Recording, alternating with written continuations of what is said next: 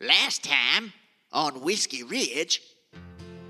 The Rootin Tootin Swashbuckling Jamboree is in full swing.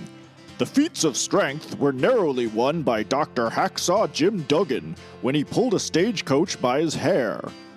The craft contest was won by shy homesteader Vernon Cooper for the fine woodworking of his dining room table. Buck took the opportunity to purchase a coyote painting done by Wild Rose and some insane monkey taxidermy made by Tom Nighthawk. Stanley purchased some macrame owls from a flirtatious Amelia Sarkisian and set up a covert rendezvous with her later. The crew headed back outside to the main street, and the following event was the pistol shooting contest, which was won by a swaggering and cocksure Clint Dawson. On their way back to the Silver Dollar, Tanner was approached by a frantic pony boy who needed a partner for the poetry contest. Tanner agreed to help, and they won the contest with the help of a vocal supporter from Lukenbach named Don Drydock. When Tanner sees the preacher Ezekiel Sarkisian in the crowd, he tried to get the details about the murder of Muriel Seeley, but Ezekiel wouldn't talk until Tanner agreed to come to a service in the church. But what has Buck been up to while all that poetry was getting slammed? Let's find out as the festival continues. Sean, you were slightly too soft last week. Yeah, I'm That's what she said. I'm trying to get it turned up.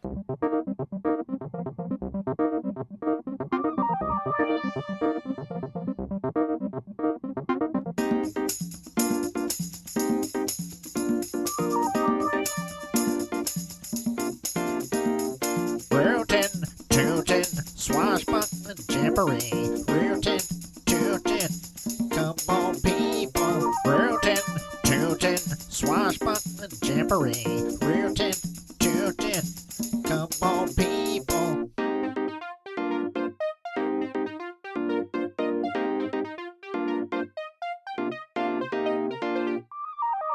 Okay, so during the afternoon, do you want to go to the apothecary, or do you want to...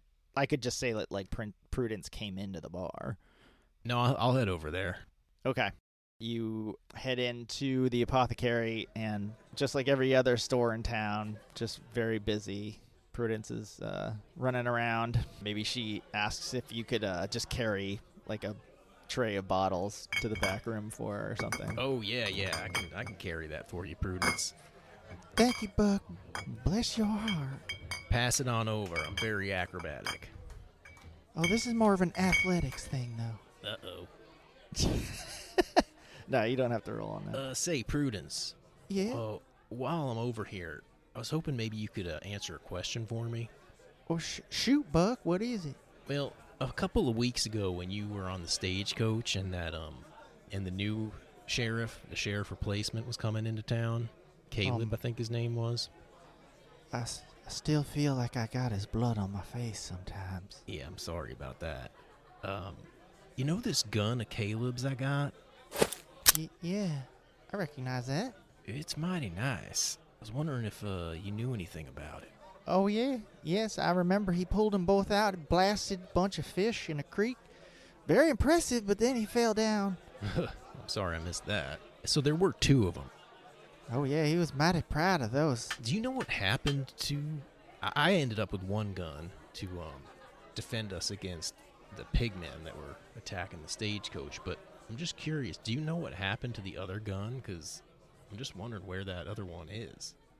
I don't know. I guess I assumed it had burned up with the stagecoach. I just drove the stagecoach into town, and it basically melted after that. I suppose it could have fallen out with Caleb when he fell outside. Yeah. I don't know. Do you know? I believe there's a story about those pistols in his book. Did you know he was in a book? Wait, he's got a book? Yeah, Caleb Ironside is in a book. It's the Pale Rider. Let me see if I got her around here. Pale Rider. That sounds familiar.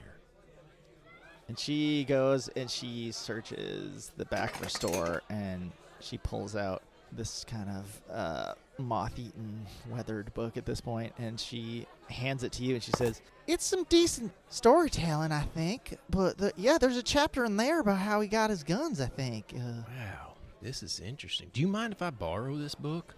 Yeah, go ahead. I read it a couple times. I moved on. Couple times. I guess it was pretty good.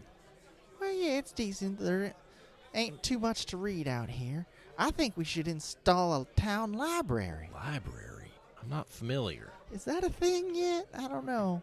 But we should start one. Maybe. Sounds good to me, Prudence. Maybe after the festival. You look a little busy over here. Yeah, I'm very busy. I'd like to keep chatting with you, but I should get back to business. Yep, that makes sense. I should probably get back to the silver dollar. Well, hey, Prudence, thank you very much for the info. Buck, one more thing. You made any progress with those murders? We're working on it. It's slow going, especially with the festival in town now. You know what I think? Taking everybody's attention. What? I told you, I think you should look into that pervert, Slade Blackburn. Slade? Runs a general store, Slade Blackburn. He's the Colt's cousin. Is he? Yeah. I think I would know that, having been in town for so long. They don't really get along too well. Colt's kind of stuck to himself after his poor wife. I feel bad about not telling him about that. Oh, tell him about what? That his wife's dead? Oh, so you know that? Yeah, I was with you when the mayor told us. I didn't know if you were listening. But yeah, we should, I'm actually headed over there next to go speak to him about those guns, but Tell him his wife's dead. I'm gonna weigh it out. I'm gonna see how he's doing, see if maybe it's the right time or the wrong time. All right, well, if you need anything with those investigations, you come see me. I read a lot of mystery books. Is that a thing? Oh, yeah, probably. All right, Prudence. Hope you make a lot of gold today. Seems like you're gonna. Take care, Buck. I'll see you at the whiskey drinking contest. Oh, are you joining that? Absolutely. I might not be the biggest drinker, but I got a taste for it. Well, I appreciate that, lady. I'll see you over there, Prudence. All right, bye. Bye. Okay, so then you head over to the gunsmith. Again, just packed store. In here, there's a lot more people just kind of like browsing, though, so Colt has a minute to talk to you.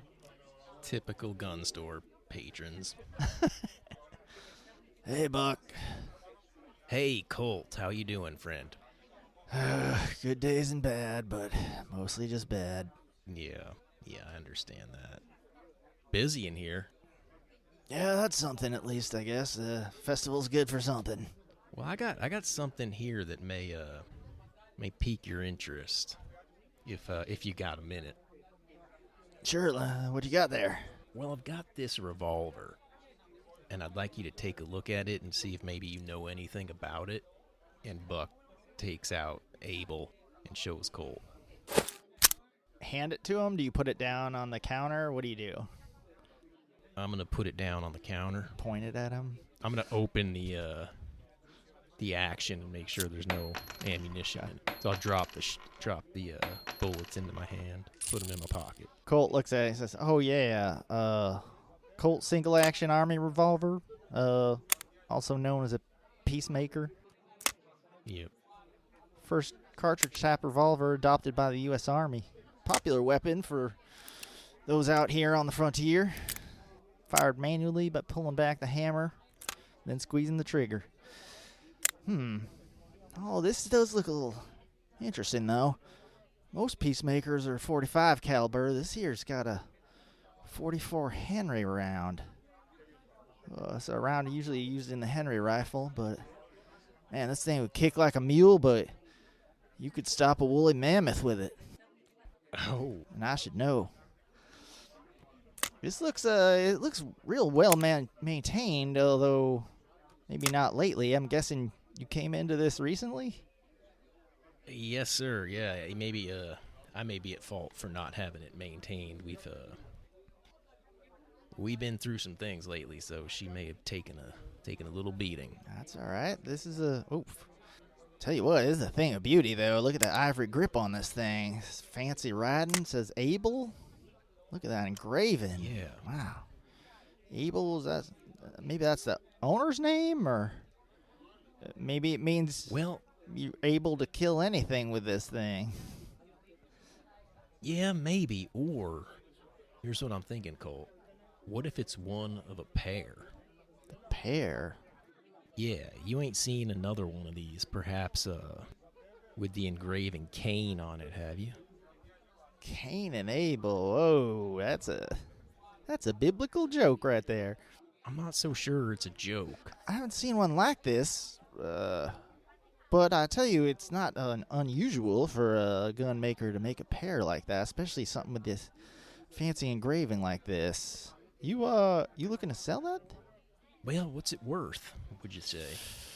Something like this, I mean, normal peacemaker maybe 10 gold, but this is pretty sweet, and a little unusual too. I'd say maybe 25 gold. Interesting. I tell you what, Colt, I'm going to hold on to this gun right now, but I'd be real interested to know if you see the sister to this gun in your travels, or if somebody maybe brings it in. It's currently unaccounted for, which I find very strange. Huh.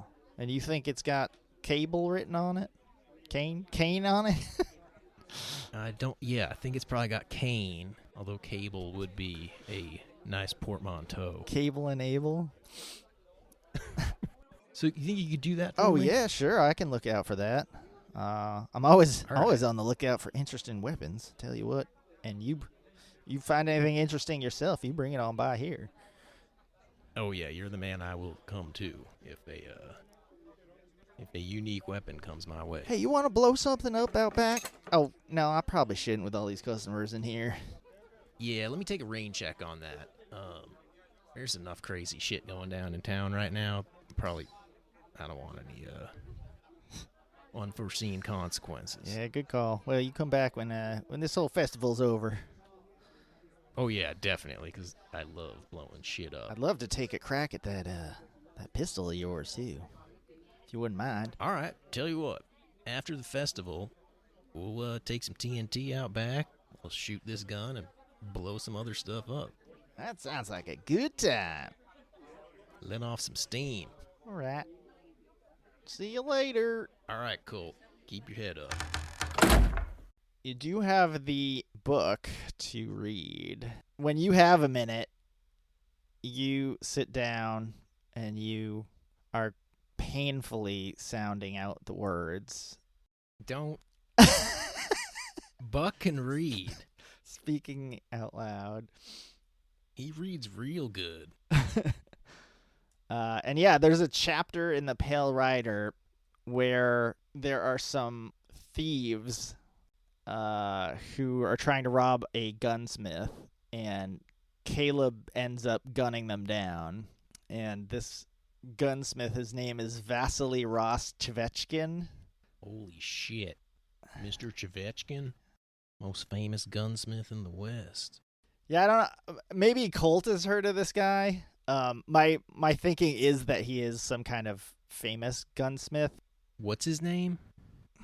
Vasily Rostvechkin. Tvechkin. Sounds foreign. He definitely is. I wish I had this info about 3 minutes ago before I talked to Colt. I'll have to circle back to that. So Vasily was impressed with the cold violence from the dapper and civilized lawman known as Caleb Ironside. And he wanted to express the duality of man. So he gave him the pistols for Cain and Abel. But he said that every man is both good and evil, and it's important to have both. Having only one makes you unbalanced and prone to error and misfortune. And that's the end of that story. God damn. This is heavy. This is a good book and very informative for my current quandaries. Funny. I may have to get in touch with this Vasily Tvechkin. Buck thinks to himself. That might be a good thing for a telegram. Oh, yes. 12 words or less. So when Buck finishes his business, he heads back to the Silver Dollar, and he finds that Tanner is arriving at the same time. The Silver Dollar is still slamming.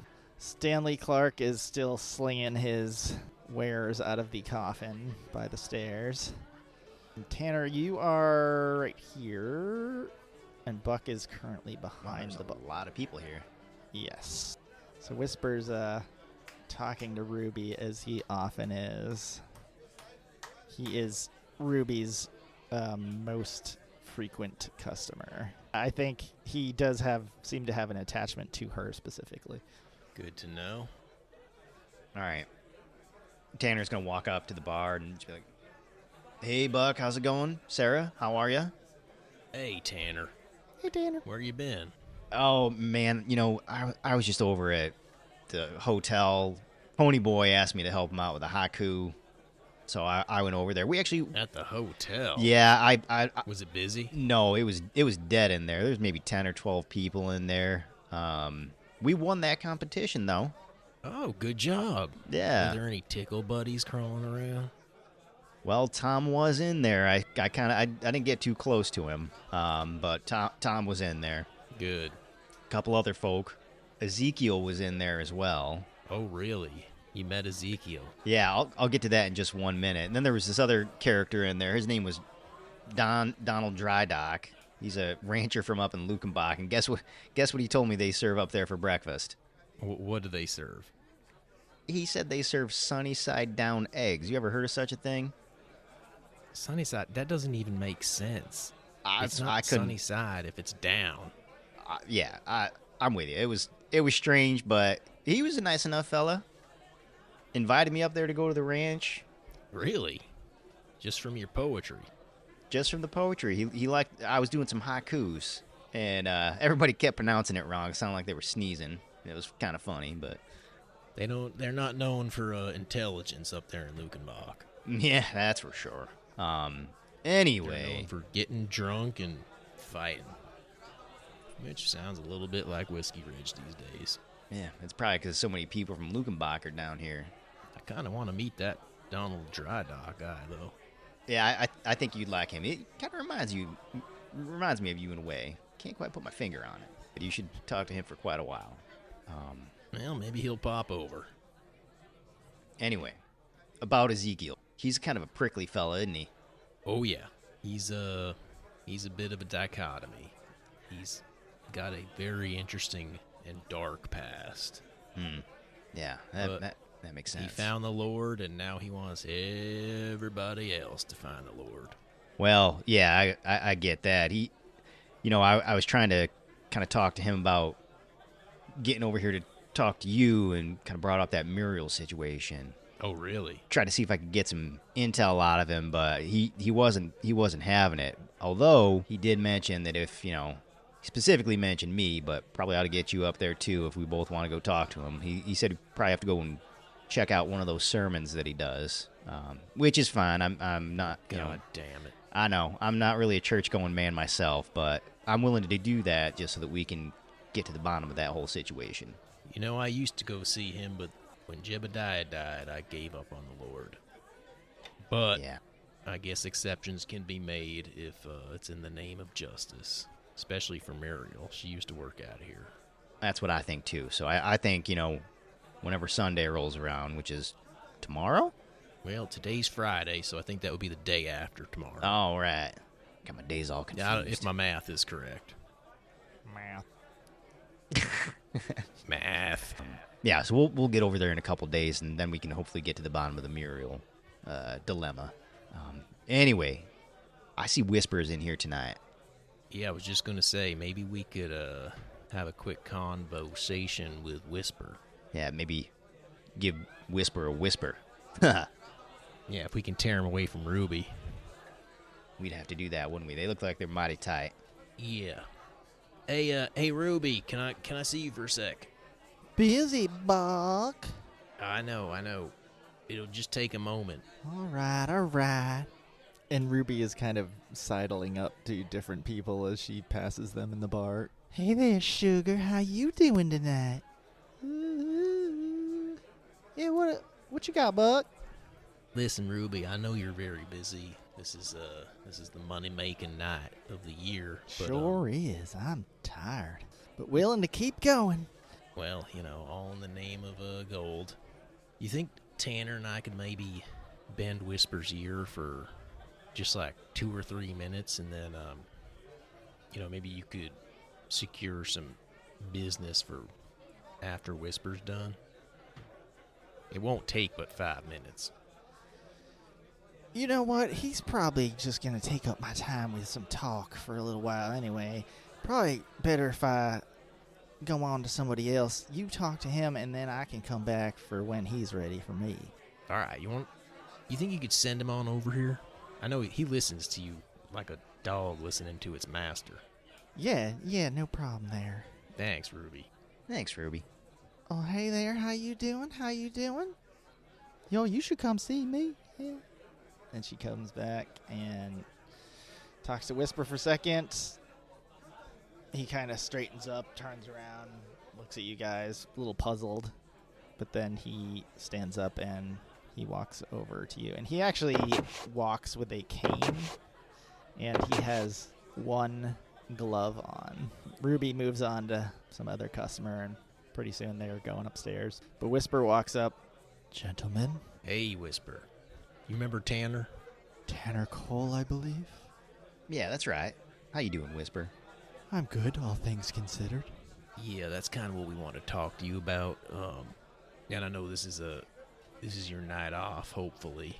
Hopefully no freshies come into you, but Oh, heaven forbid. we were hoping maybe you could give us a little information about Jane Baxter, because Mayor McCheese, he kind of put us on the scent of sniffing out what's going on with these quote unquote disappearances.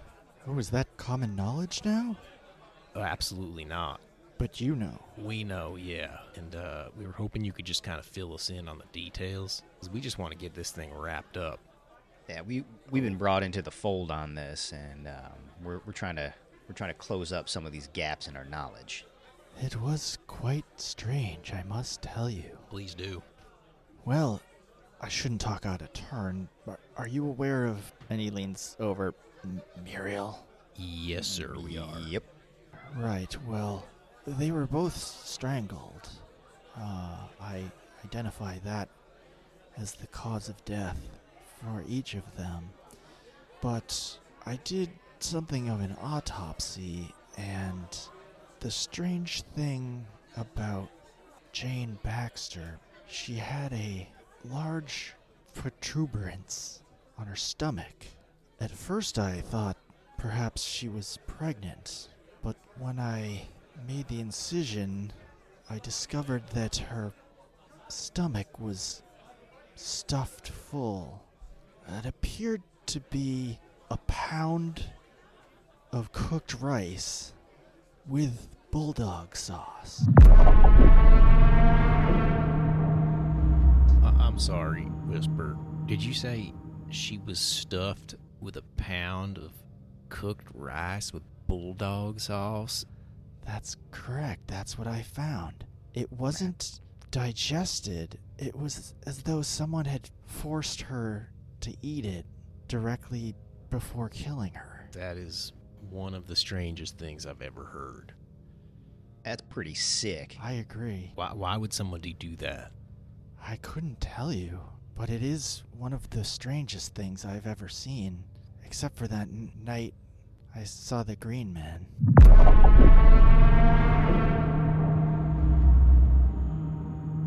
Oh, I was just going to ask you about that. Word has it you saw a glowing man?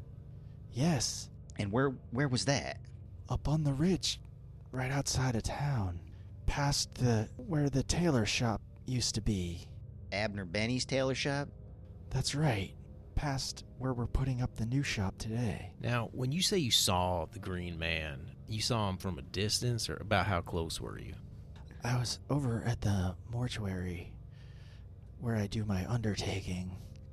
So I was, I don't know, 100 yards away?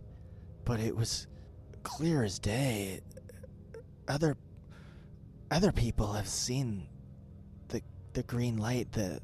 They've seen the animals, but this was a man. It wasn't an animal. It was, and he was acting animal-like. Like feral, you mean? Yeah, like he was hunched over and hunting or something. But Hunting or maybe rooting around? I don't know. But he was on two legs. I'm sure it was a man. And his whole body was glowing, or just the eyes? His whole body, but I think he was still wearing some clothes. So only his skin. But there was a strong light coming off of him. Could the light have been a reflection, reflecting off of his skin, or you think he was glowing from the inside? You ever see those lightning bugs out in the summertime after storm? Mm-hmm. Yes, sir. His whole body looked like one of them. It was lit up, just glowing, just like nothing I'd ever seen. I'm not crazy. People think... No, not at all. Have you spoke to any other people who have seen the glowing animals or the glowing men or any other green glowing objects? I think Hacksaw has seen it, but he won't admit it. I've seen other people in town. A lot of people claimed have seen the animals. I don't know that many have seen the man. But you think Hacksaw did? Yeah, he said some things, but I think he thinks people will think he's crazy if he admits it. Yeah, that's understandable. Some of those boys up to Boone's farm, they mentioned the glowing animals, but Yeah. didn't mention anything about any glowing men. Strangest thing I ever saw. You ever see it again, or just that one time? I've seen the lights a few times. Only once did I see the man. What do you mean by lights? The green glow comes over the ridge like whatever's causing it is just on the other side. Would you call it like a comet? I've never seen a green comet. Maybe it was just Aurora Borealis. You know, the northern lights come down south for migration. Could be. Maybe. I don't know. Except for the man, I'd agree. Was this north or south? This was south. South of town. South towards Crumpus Farm? Not southeast, just straight south. Oh, just straight south. All right. Can you think of anything else that maybe might put this picture a little into clearer focus for us? With Jane Baxter or Muriel or any kind of connection it might have to the glowing man that you saw? Yeah, you mentioned. I mean, anything. Jane had that protuberance, whatever it was. However you said that word, I can't say that. But anything with Muriel that was strange like that? Muriel, bless her heart, she was strangled with her undergarments. She was left in the church. I think whoever killed these girls, and I do think it was the same person. I think he hated them. This is a disturbed individual, that's for sure. Yeah. All right, Whisper. Any other details you can think of that might be able to help us, or you got to get back to it with Ruby? I can't think of anything, but if I do, I'll let you know. Yeah, we'd appreciate that. If you guys need a coffin, I'm having a 2-for-1 sale. Oh, thanks. We just might. You never know. Hey, Whisper, hope we didn't kill the mood for you and Ruby. Have fun tonight. Oh, and hey, Whisper. Yes. Let's keep this between us. And he doffs his tall black hat to you guys and kind of bows. Take care now. God damn, Tanner. What fuck is going on? What kind of mess did we get ourselves into? Jesus Christ. I ain't one for the supernatural, but this seems pretty out there. Glowing men, glowing animals, pig men, men with pig faces, Jasper. Yeah. Well, this has been enlightening. Maybe we need to relax a little with some of the contests outside. My shift's almost over here. You want to head out onto the street? Yeah, you betcha. For Buck's business, I'm going to say that this is only for Friday. Well, there's going to be 10 factors, Nice. and you could get 200 gold for each one. Holy shit. You could end up with 2,000 gold from today. I can finally pay Mason Dixon for his services. 3 of those are going to be factored from rolls that you already did, which you have already failed. So you've already Great. lost $600. So I can't win $2,000 today. Right. So your current maximum is 1,400. Jesus. Two of those, I'm saying this in a weird way, but like 2 of the 10 factors you've already succeeded at, and those are having the tickle buddies infect the hotel, Excellent. and the successes that Stanley has had in the Silver Dollar have been beneficial to you as well. So essentially what I'm saying is you're going to roll 5 things now. 5 things have already been decided, and you have 5 more. Okay, but you're saying right now I'm at plus 400. Correct. And every one of these you get right or succeed at, you'll get 200 more. And this is just for Friday? Just for Friday. Fucking A. All right, let's roll. I think that place is just slamming, like just far more business than you're normally doing. Oh, that's for sure. Okay. I think our first roll is going to be cooking. Cooking. Not your strong suit. Can I use my chili roll? What does that even mean? I mean, I rolled a success in cooking my chili. Oh. Well, so the chili... I mean, you won the chili contest. That's what the chili was. Oh, yeah, what was the prize for that? You got 5 gold. 5. All right. Buck's rolling on a cooking as soon as he finds it in the character sheet. I'll give you a plus 20 to that from the chili. Fantastic. A 24 plus 20, so Buck's rolling on a 44. He is going to roll a...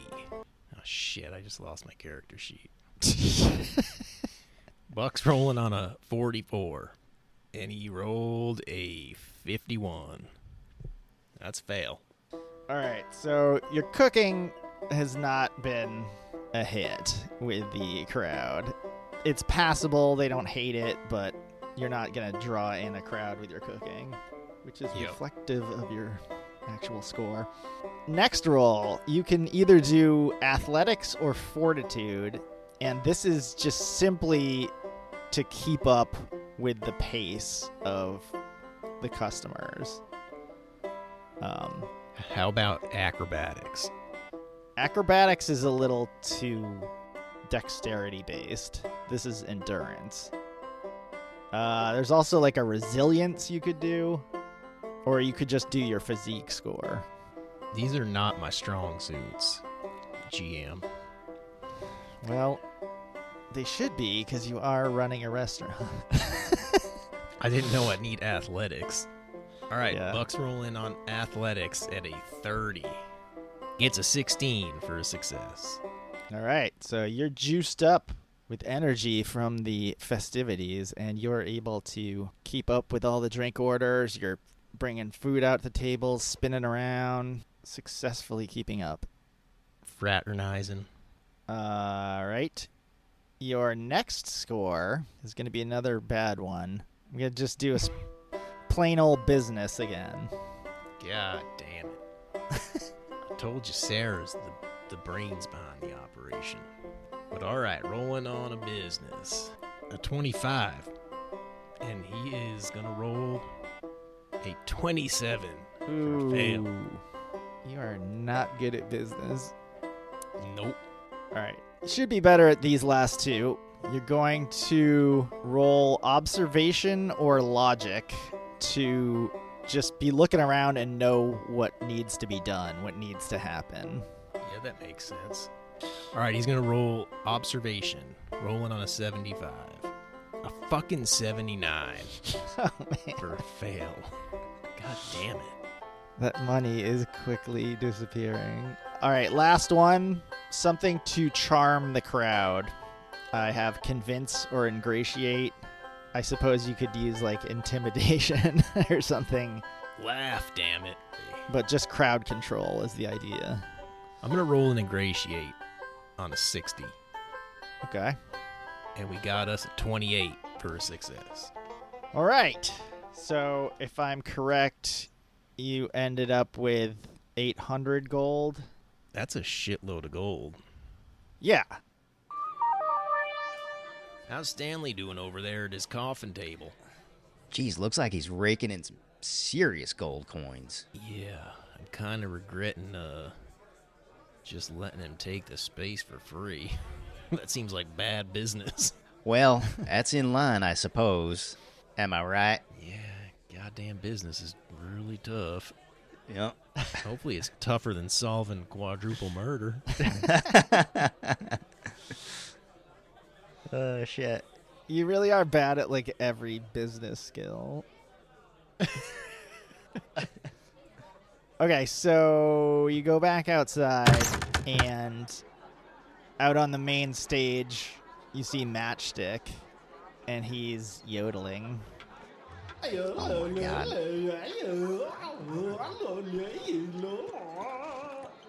And he gets done, and Jeb Jebson steps up, and he starts juggling.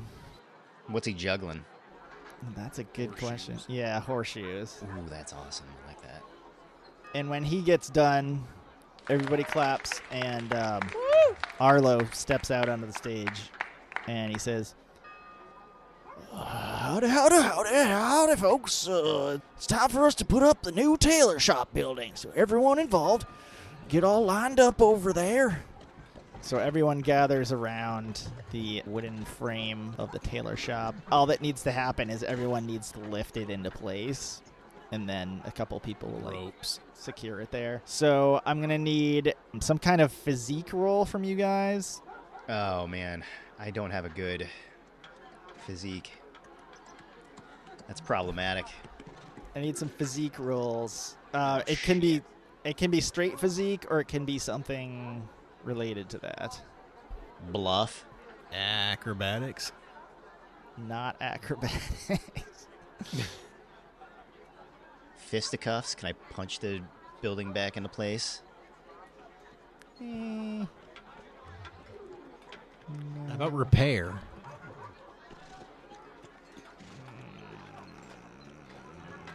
okay. I'll accept that. Okay. Buck's going to roll on a repair, rolling on a 54. And he rolls a 21 for a success. All right, good job, Buck. I will roll that physique, which I've got a 30. Oh, that's right. My physique is weird for some reason because it's double what it should be, but I still got a success with an 8 anyway. All right, so the frame slides into place thanks to the contributions of both of you.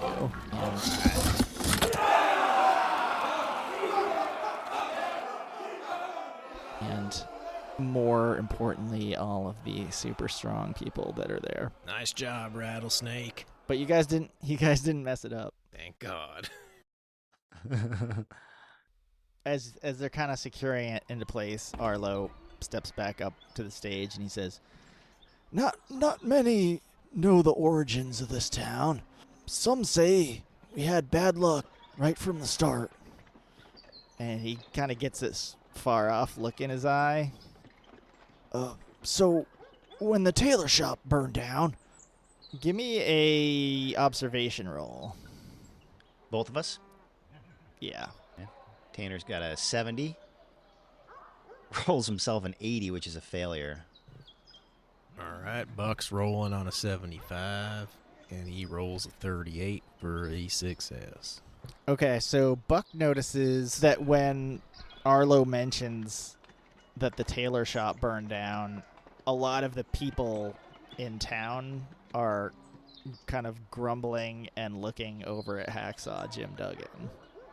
And Arlo continues. He says, I say, when the tailor shop burned down and poor Taylor Abernathy went missing, some folk started to say Whiskey Ridge is cursed. But I tell you, I look around today and I see all these nice faces who've come together and turned out to help rebuild this town. And I say to hell with that. Fact of the matter is, we's blessed. So thank you all kindly. Here, here. And enjoy the festival. I'll see you in the horse race. Chaw! Chaw! Chaw!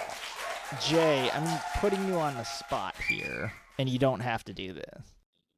I love it. If you have aspirations towards the governance of this town, this would be a great time for you to make your own speech. You don't have to. Let's do it. You want to do it? Cool. Fuck yeah. So, yeah, it's up to you then. Buck moseys up onto the stage after Mayor McCheese moseys off, and he says, ladies and gentlemen, I've been in Whiskey Ridge for, well, the better part of my life, and I got to say, I've never felt more at home and surrounded by better people than in this town, Whiskey Ridge, and I just want us to all appreciate that we got something special here, and it's important for us to come together and to help each other up, to lean on one another, and make this town better for everybody. So here's to all of us citizens of Whiskey Ridge, and I just want y'all to know you've always got a seat at the Silver Dollar, and for all the locals here, for the rest of the Rootin' Tootin' Swashbuckling Jamboree, beers are on Buck McCabe at the Silver Dollar.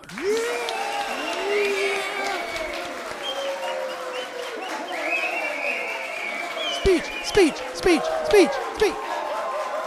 Another one? Oh, sorry. Yeah, that's okay. Classic Prudence. You hear one. Boo! It's Wyatt. Nicely done. Give yourself a reroll for that. One reroll. However, that was another not great business decision. Oh, no.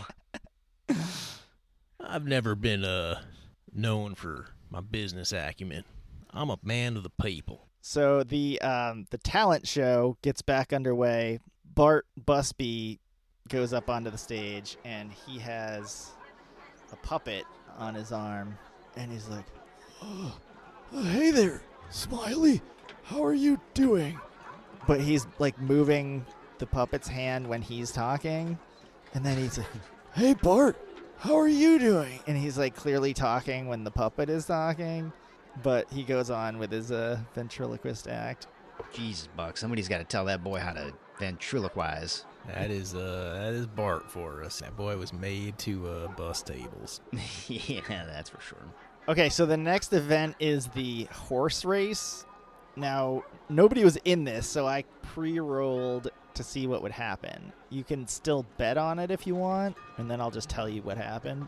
The contestants in the quarter-mile horse race are Pony Boy, Josiah Sarkisian, Jeb Jebson, Mayor McCheese, Tall Pine, and Sassafras Southern. All right. There she is. I was wondering when Annie Oakley influencer was going to make a reappearance. Son. My money's on Pony Boy. You're gonna put money on Just Pony? kidding. My money's on Jeb. My money's on Jeb Jebson. I think I'm gonna put mine on Tall Pine. Actually, hey Buck, how good a rider is Tall Pine? He's a goddamn great rider. All right, I'll put 2 gold on Tall Pine. I'm gonna go ahead and put 5 gold on Jeb. Wow. All right, so on your mark, get set, go! And they take off. Pony Boy's horse starts just like turning in a circle. He's not even like getting off the line. Good effort, Bart. Josiah, Mayor McCheese, Tall Pine, and Sassafras get out to a good start. Jeb, not so good. God damn it, Jeb. Lagging behind. Sassafras pulls out to the lead. Pony Boy still just, like, can't get past the starting line. Everyone basically starts laughing at him. Jeb Jebson is thrown by his horse. Oh, Jeb. He is unhurt, but his horse appears to be hurt. Oh, god damn it, Jeb. Mayor McCheese and Tall Pine are coming in behind Sassafras. She pulls ahead even further, and Tall Pine also, his horse gets hurt, and he is also unseated. Again, not injured in any way, but the horse is. Oh, no. Sassafras just takes it, and she wins from start to finish. She is followed in second place by Mayor McCheese, and third place is Josiah, simply because nobody else finished the race. That was a real good race. Well done, Miss Sassafras, if I remember your name correctly. And I don't remember how she sounds at all. She's probably Southern. She's like Taylor Swift with a southern twang. I just try to shake it off. Shake it off. Is that a... Well, you did good. Yeah, you shook it right off. All right. Up on the talent show stage, Cactus is playing a song. It's not a Rootin' Tootin' song, but it's just something that he's fiddling around with. Buck, we gotta go watch Cactus. I bet this is gonna be real good. Oh, most definitely.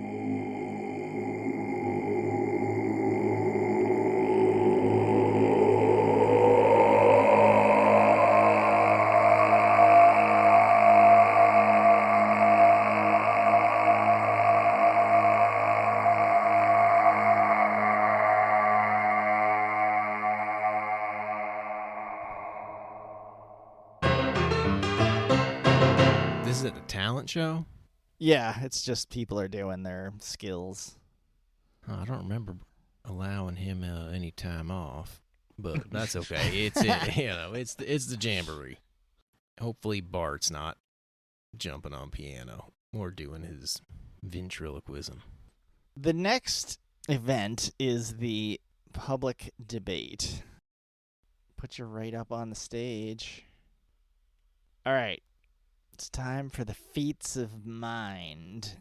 So Arlo's up there moderating. He's like, it's time to have the public debate. On this side, we got Buck McCabe and Tanner Cole. They're going to talk about how they're against prohibition. And everybody in the crowd's like, yeah! And on this side, we got Sheriff Lucas Hale and Stanley Clark. Where's Stanley Clark? Are you out there? You fellas seen Stanley? Mayor, last time I saw him, he was over at the Silver Dollar. Maybe he's tied up over there and can't make it for some reason. Maybe his sales were going so well that he couldn't get away. Yeah, maybe he's too busy. I hate to do 2-on-1. Is there anybody out there who's willing to take up the side of that we should outlaw alcohol? We'll shout out to the crowd, like, who here is against whiskey?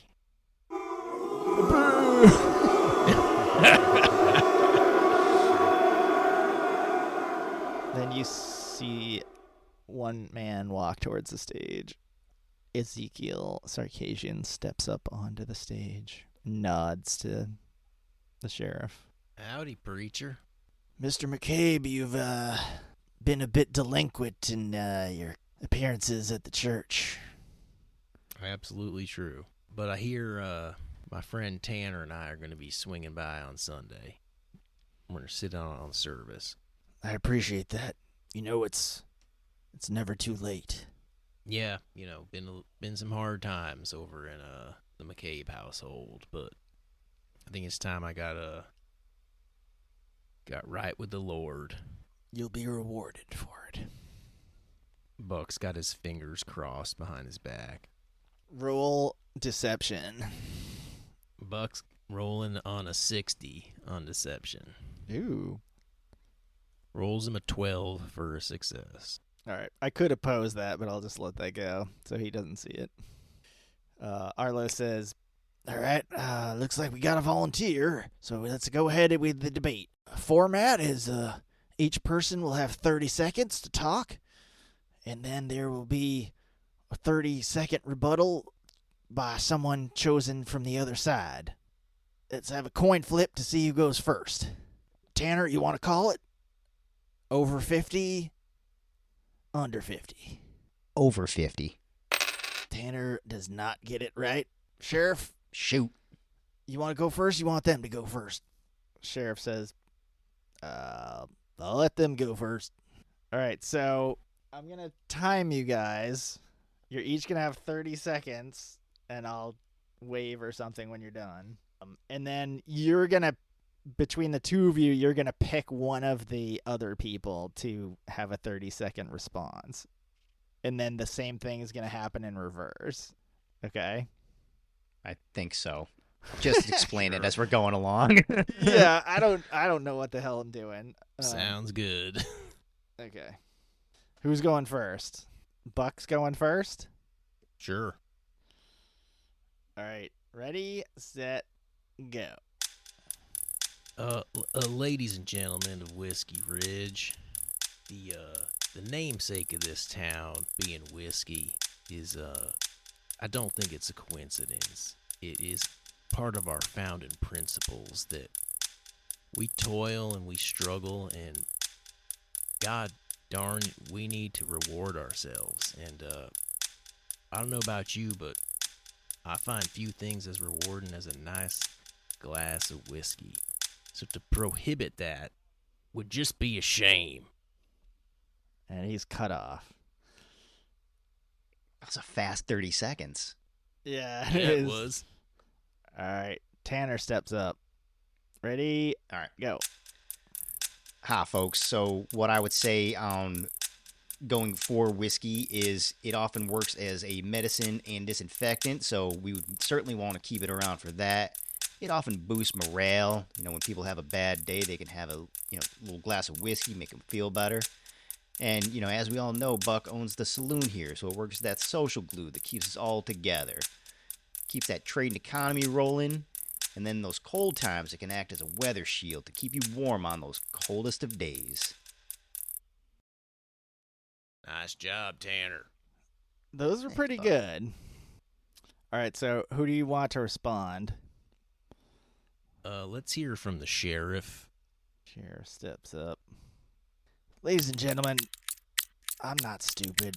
I know you like your diversions, but this town was meant to be better than this.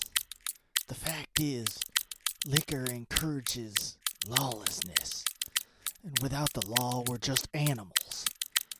You can't have laws without rules. You got to obey the rules. That's all he says. All right, then they regroup. I think Ezekiel starts this one. Ladies and gentlemen, it's not just about the rules, as my partner has said, it's about sin. Do you want to let that darkness into your heart? Do you want to have your soul infected with the devil's liquid? Do you have that pumping through your veins? I, for one, do not want to rot in hell. He gets cut off.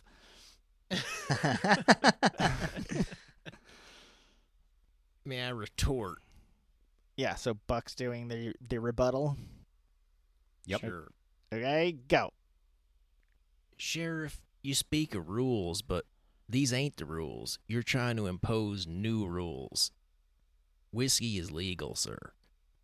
And, preacher, all due respect, but did Jesus not turn water to wine? Damn. Whiskey for everybody. Free drinks at the Silver Dollar. I think that's solved it. I agree. I think we nailed it, Buck. Well done, Tanner. I don't think prohibition's coming to Whiskey Ridge. Good retort. Hell. The reaction of the crowd is fast and furious, and there's no question who the winners are. And frankly, you could have stood up there and rubbed your belly while tapping your head, and they probably would have sided with you anyway. They seem like a drinking crew. The sheriff is just murmuring to himself, "It's about the rules. It's about the rules." Arlo gets back up on the stage, and he's like, "If you want to come join us, anyone that's involved in the whiskey drinking competition, head on over to the Silver Dollar Saloon." All right. Yeah. Meanwhile, what's old Stanley been up to? Why wasn't he at that contest? It's Friday afternoon. You are in the Silver Dollar Saloon after leaving the Feats of Strength. You are selling your elixirs and potions and wares, and it's coming close to the time that you are going to need to go over to the main stage for the debate about prohibition. But you are selling a potion to this red-haired lady here, and you bend over to pick it out, and when you get back up to your feet and hand it over to her, you notice that a familiar face has walked into the bar. This is a woman with long, black, curly hair and strict features. She has a long red coat and a white flower in her hair. And you recognize this woman as Elsie Carter. And she walks right up to you as this patron wanders away. And she says, "Well, well, Stanley Clark. How are you, Stanley?" I'm doing fine. What brings you here? Well, I would think you would know. You left our little group a little suddenly. Oh, I had some business to attend to here in this in this town, and I was coming back, but I had to leave pretty quick. It was an emergency. It's interesting that you took a bunch of Levi's money with you when you had to leave so quick. I was just gonna borrow some. I was gonna pay it back. I was coming back real soon. Well, that's what I've been trying to tell Levi, although he doesn't buy it. I can't say I was too impressed with you leaving me behind either. Listen, I've got something coming up here that I'm going to be able to pay it back and more, with interest. I just need a little bit more time. Maybe you could help me out. Oh, you got a score set up here in town? Something like that. I'm working on it, but I might need some assistance. You look like you're doing fairly well already here with these elixirs. Now, no one in town here has caught on that these things don't work yet? Hey, keep your voice down. Sorry. Not yet, but maybe you could. Maybe you could handle Levi for me. Is he here too? He's in town somewhere. I'm not sure exactly where. Oh, no. But if I were you, I'd steer clear of Biggs. Biggs wants to just outright strangle you. Oh no. Oh no, kid. Maybe you could handle Biggs and Levi for me, and I'll cut you in on this deal. By the way, do you have trouble concentrating? Now, Stanley, have you found any good marks here in town? I've got a couple, but I'm telling you, these people love this stuff. These elixirs? Yeah, I haven't had to do anything but just be an upstanding businessman with this. Well, we both know that won't last. I don't know. I've been here a few days, and business has been booming. I have repeat customers. You might be getting high on your own supply there, Stanley. Well, maybe maybe I'm onto something with this new formula. Maybe you should give it a try. Last time I tried one of those, I threw up for 3 weeks and then had diarrhea for 2 more weeks. Well, I'm telling you, you stand back and watch. All right, I'll give you a little bit of time there. So I tried scoping out that hotel, but frankly, there's nothing going on over there, and I got a rash from staying there. Yeah, I would stay away from that place. There's a rumor going around about some bed bugs. Bed bugs? Over there. Oh, good. Well, you got room in your room for me? Yeah, you're going to need to burn all your luggage, and, yeah, why don't you go get yourself some new clothes and burn everything you're wearing? All right. Meet me back here tonight after sundown. I'll tell you what I'm thinking, Stanley. This business you got here with the elixirs, I don't believe it's going to last, but even if it does, you need quite a bit more than this piddlywink 5 gold every sale. You need a big score. Listen, I've got that. I'm just biding my time doing this on the side just to get by. Well, it seems to me that the big money maker in this whole town is this here silver dollar. How do you figure? This place would be raking in money even if the owner didn't have one lick of business sense. So what are you proposing? Well, I think Levi would back me up here. We can get the crew together and we're gonna rob the Silver Dollar Saloon. Ciao!